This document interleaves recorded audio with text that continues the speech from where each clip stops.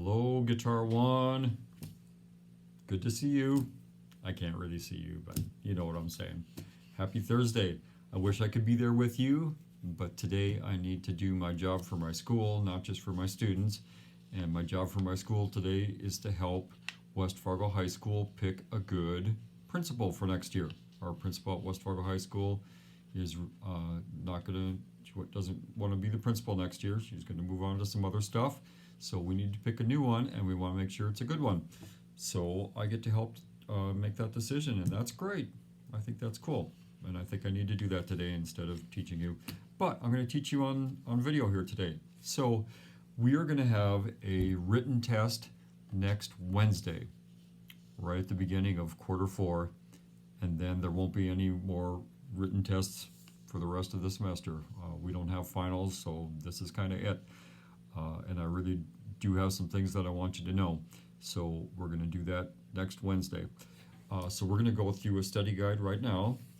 Yesterday in class, I showed you where to find those study guides. So I hope that you have grabbed that study guide and are ready to go. It looks like this.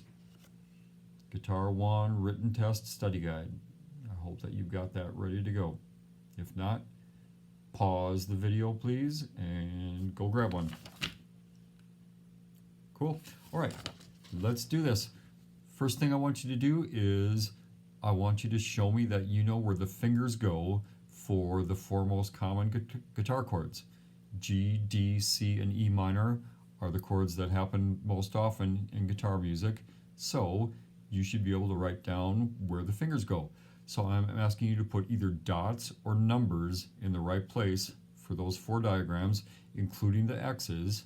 Okay, please include X's for the chords that have strings that you're not supposed to play.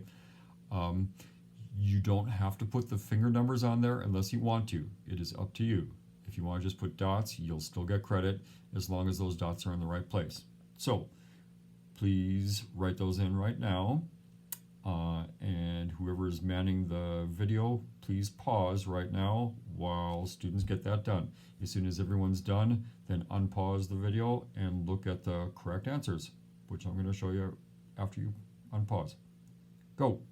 Write those dots or numbers.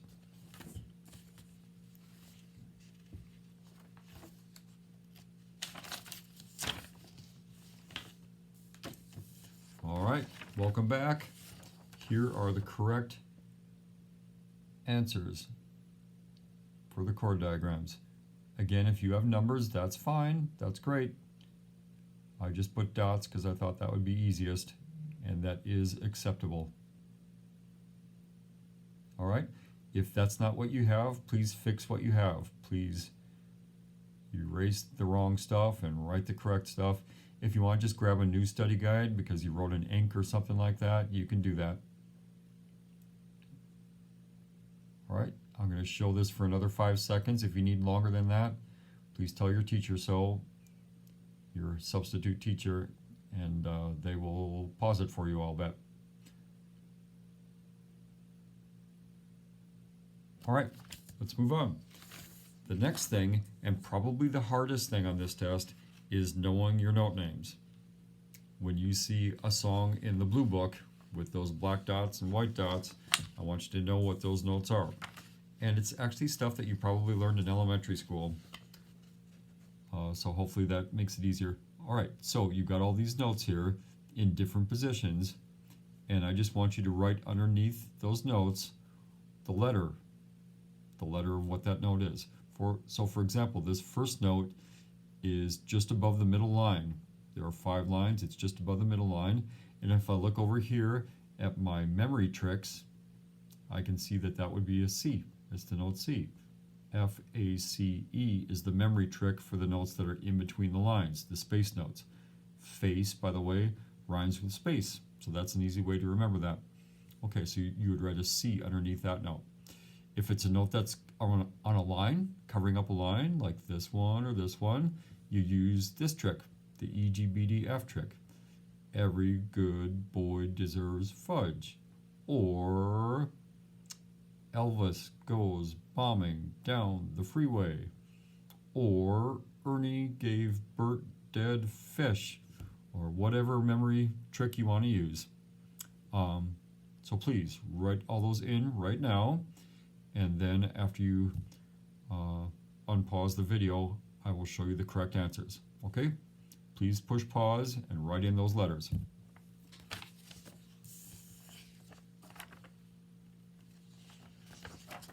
All right, we're back. Here are the correct answers. By the way, it doesn't matter if that note is white or black, or if it has a stem or not. It doesn't matter if it has a stem or no stem, you know, that stick thing. We're just talking about how to play that note. If it's a black C, you play it string 2 fret 1. If it's a white C, you play string 2 fret 1. I just want to make sure you know that it's a C. Okay, don't worry about how long you're supposed to play it. The reason I made them different colors is because you will see different colors in music, and I want you to be ready for that. Okay, if this is not what you have, please correct that so that you can study the right stuff. By the way, this stuff, these little memory tricks, I will not have that written on your test when you get it. It will just be blank. It'll just look like that. And the bottom will be blank too. So a smart thing to do, I think, when you get your test, if those memory tricks help you, as soon as I give you your test next Wednesday, just write those on your test right away. Write your memory tricks, FACE, EGBDF, right on your test right away, and that will help you to get those right. Cool? All right. Another part of the test will be an extra credit question, and it will be similar to the kind of question that I ask you on YouTube Tuesdays. So you don't really need to study for that, but you need to think the same way that you think on a YouTube Tuesday when I ask you questions. You just need to kind of think about what I'm asking and give a thoughtful answer, and you'll probably get some extra credit. All right, turn the page, please. The next section is parts of the guitar. I want you to be able to tell me what the parts of the guitar are. We have not talked about this much in guitar class yet. This is kind of the first we've done. So I'm going to kind of go through that right now. Actually, I'm going to grab a guitar and show you.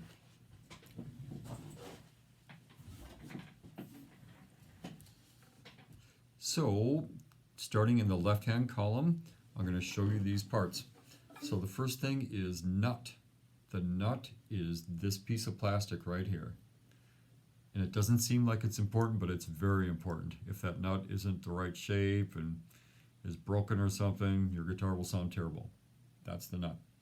Next is the neck. The neck on a guitar is everything between my hands. This part right here, including, by the way, the back, all the way around. That's the neck. Just like my neck goes all the way around the back, that's kind of what a guitar is like too. This is the neck. Okay? I will show you in a minute how I hope that you will write that on your test. I don't want you to just say, that's the neck. I want you to kind of show me that this is the neck, like make a bracket. You'll see that when I show you the completed study guide a little bit later. All right, next is bridge. We have talked about the bridge because you have tapped your bridge for some of our songs. That's the bridge right there. Everything between my fingers. That's the bridge. Next is the sound hole. This should be easy. That's the sound hole. The hole that sound comes out of. Pretty simple. Next is head. This is the head. Everything between my fingers. This whole part. That's the head. So on your study guide, it would be smart to make like a bracket and say, this is the head. Okay? Again, it's kind of like a little person. Head, neck, and so forth. All right, next is sides. This is the sides, right here, right? All the way around. That's the sides. That's important to know because sometimes people will talk about why you should buy a guitar because it has a certain kind of sides. And if you at least know what the sides are, that'll help you make good buying decisions in your future. Next is fretboard. Fretboard is the board that has frets on it. Everything from here to here. Everything underneath the strings there, that's the fretboard. So the fretboard and the neck are kind of the same, but kind of different. Fretboard goes from here to here, and it's just this part that you can see. The neck goes from here to here, and it includes the back. So I'll show you a completed diagram in a minute to show you what I'm hoping for on that, on the test. All right, saddle is this piece of plastic right here. On some guitars, it's actually made out of bone, like the bone of a cow or something like that. There's the saddle. Cool. It's on the bridge, but it's just the stuff between my fingers there. Next is tuning keys. This is pretty easy. These things. These are the tuning keys. All right, top. Boy, a lot of people get top wrong. A lot of people think that this is the top, and that makes sense, but that's not what it is. The top is this part. This whole piece of wood here is the top. You probably have some signatures on there from students who took this class before and signed their name. You will get to sign your name on the top on the last day of class. That's the top. And because it's a big part, don't just draw an arrow and say, that's the top. Please draw the word top right on the top on your diagram, something like that. That would be a better way to show me that you understand. All right, next is rosette. This is the rosette, this design that goes around the sound hole. It's a part that doesn't really matter. It doesn't really make the guitar sound good, but again, a lot of people, when they're talking about what's good about a guitar, will talk about the rosette, and I want you to at least know what they're talking about. So that's the rosette. Next is the body. The body is everything between my hands, including the top and the sides and the back. All that stuff in between my hands, that's the body. So again, if you make kind of a bracket or circle the whole body, that would be smart. I'll show you what I'm talking about here right now. Your diagram should look something like this. Okay. So if you haven't already written in those things as I've been talking, please write them in now.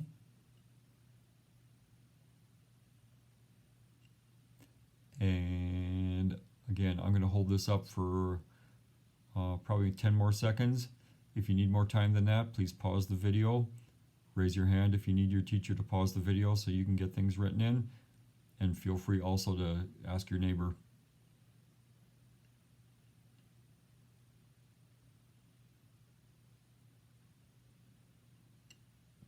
Great. Next is how long do notes last? When you're playing notes from the Blue Book. I love Taco John's, by the way. Yay for Taco Tuesday. How long do those notes last? You need to know this. That kind of note lasts for 4 beats. When you get to that kind of a note, you gotta count to 4 before you move on to the next note. This note is called a half note. It lasts for 2 beats. Whole note lasts for 4 beats. Quarter note lasts for 1 beat. A quarter rest lasts for 1 beat. That kind of rest that looks like a number 3, that lasts for 1 beat. And so do 2 of these faster notes called eighth notes. Together, these 2 notes last for 1 beat. You need to know that. So think about it. 3 of the things that you'll see on your test last 1 beat. All these 3 things each last 1 beat when you see them in your music. This kind lasts 2, this kind lasts 4. Fairly simple. Next, I want you to know where these spots are. If somebody tells you string 1 fret 6, can you find that? So show me that you understand that by putting a little dot in the places it says. 4th string, 2nd fret. So string number 4, fret number 2, where is that? Put a little dot there. Same thing with string 6, fret 1. All right, please do that right now and pause the video.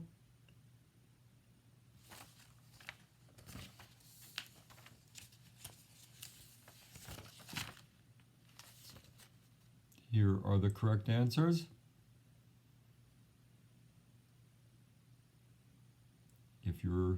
diagrams do not look like that, please fix it. Make it look like that. On your test, it will not be these exact numbers. It will be different.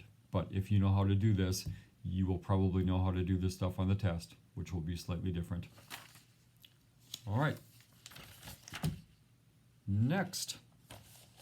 And by the way, substitute teacher, feel free to pause any of this anytime you want, or rewind.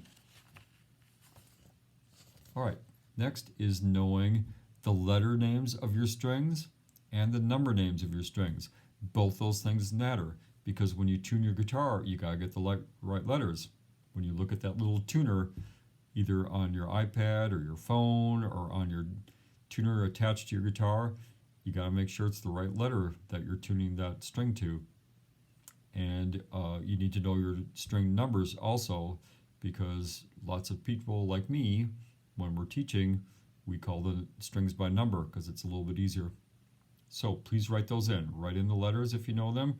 Write in the numbers if you know them.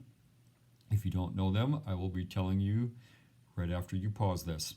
Okay, so please take some time to write those in if you know. If you want to ask your neighbor, if your neighbor feels like helping you, that's great. But if you just don't know, then just wait till I show you the correct answers and write them in then. So please pause.